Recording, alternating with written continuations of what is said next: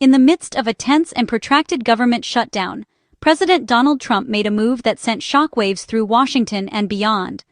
The city, already on edge from weeks of political gridlock, was about to witness a dramatic shift in strategy from the White House. In a stunning reversal, Trump publicly embraced Project 2025, a sweeping and controversial conservative blueprint for government overhaul that he had previously kept at arm's length. This plan, long championed by right-wing activists, had been dismissed by Trump's own advisers as too extreme for mainstream politics. But on Truth Social, Trump called the shutdown an unprecedented opportunity to reshape the very foundations of government. He announced a high-profile meeting with Russ Vought, a key architect of Project 2025 and a former budget director, signaling a new alliance and a willingness to push boundaries that once seemed untouchable. This was no offhand comment or political misstep. It was a deliberate and unmistakable signal. Project 2025, once dismissed as seriously extreme and out of step with the American mainstream, was now being elevated to the status of the administration's official playbook for the future. The government shutdown, once seen as a crisis, was now reframed by Trump and his allies as a strategic moment, a rare chance to launch a sweeping conservative agenda. The plan aimed to dismantle the modern administrative state, cut federal agencies down to size, and fundamentally reshape the way Washington works. Throughout the 2024 campaign, Trump's team had worked hard to keep Project 2025 at a distance, worried that its radical proposals could alienate moderate voters and independents. Behind closed doors, however, the blueprint was being quietly discussed and refined, waiting for the right moment to emerge. But with the election now won and a national crisis unfolding, the firewall that separated Trump from Project 2025 collapsed. The administration's deeper alignment with the plan was revealed, and the political calculus shifted overnight. The shutdown now serves as both a smokescreen and a catalyst for drastic cuts, sweeping personnel changes, and a bold conservative revolution. As federal workers pack up and offices go dark, the stage is set for a transformation of government unlike anything seen in modern American history. Project 2025, officially, Mandate for Leadership. The conservative promise is more than policy suggestions. It's a detailed blueprint for a conservative takeover of the executive branch. Developed by the Heritage Foundation and over 100 right-wing groups, it's designed for immediate action in a new presidency, aiming to dismantle what its authors call a corrupt federal bureaucracy. The plan calls for a massive expansion of presidential power, enabling the firing of tens of thousands of federal employees and replacing them with loyalists. It covers every federal agency, providing specific regulatory changes, executive orders, and vetted personnel lists. The goal? End the independent civil service and ensure the entire executive branch operates in lockstep with the president's agenda. Trump's embrace of Project 2025 marks a dramatic shift from his earlier campaign stance, one that caught many political observers off guard. During the heat of the campaign, Trump went out of his way to distance himself from the controversial plan, making it clear he wanted nothing to do with it, at least publicly. At press conferences and interviews, he treated Project 2025 as political kryptonite, something so toxic it could damage his appeal to moderate voters and independents. His opponent, Kamala Harris, seized on this vulnerability, relentlessly hammering him on the plan's most radical proposals and using it as a wedge to drive a deeper divide between Trump and the political center. In response, Trump repeatedly denied any connection to Project 2025, dismissing it as something people put together and labeling it seriously extreme. He insisted he had no involvement, hoping to put distance between himself and the plan's more controversial elements. At rallies, he went even further, criticizing the plan outright and assuring his supporters that he was not beholden to any outside agenda. This was a calculated move to reassure moderates and swing voters who might be wary of sweeping changes. This was classic Trump: disavow when it's politically convenient, then pivot and re-embrace when the winds shift in his favor. His ability to adapt his message has long been a hallmark of his political strategy. Yet, behind the scenes, his closest allies and advisors were quietly preparing for a potential administration using the very playbook he publicly dismissed. They studied Project 2025, strategizing how its policies could be implemented if Trump returned to power. Now, with the election over and a government shutdown underway, Trump's previous denials have all but vanished. The political landscape has changed, and so has his approach. The White House now dodges questions about this sudden reversal, But the message is unmistakable. Project 2025 has become the administration's guiding star, shaping its policies and priorities. In the end, Trump's disavowal was never about a true ideological divide. It was always a temporary tactic, a strategic move designed to navigate the shifting tides of public opinion and political necessity. At its core, Project 2025 seeks a fundamental reordering of American government, driven by a hardline conservative ideology that envisions a dramatic shift in the nation's priorities and power structures.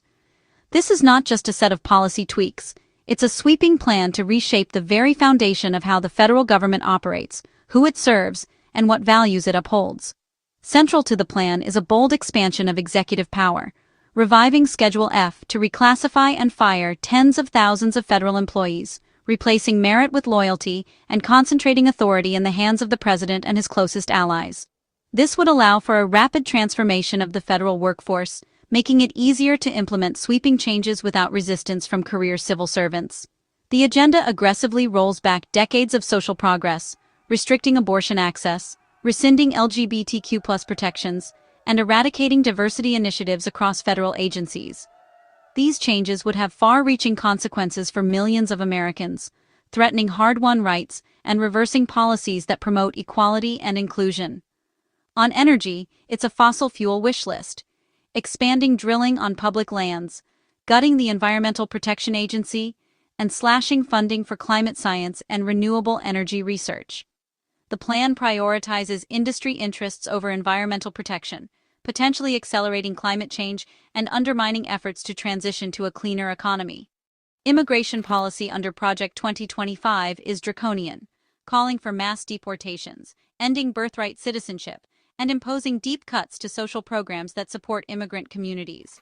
The approach is uncompromising, aiming to reshape the nation's identity and demographics through strict enforcement and exclusion. The project also aims to minimize the social safety net, end student debt relief, and impose strict work requirements for aid, making it harder for vulnerable Americans to access support.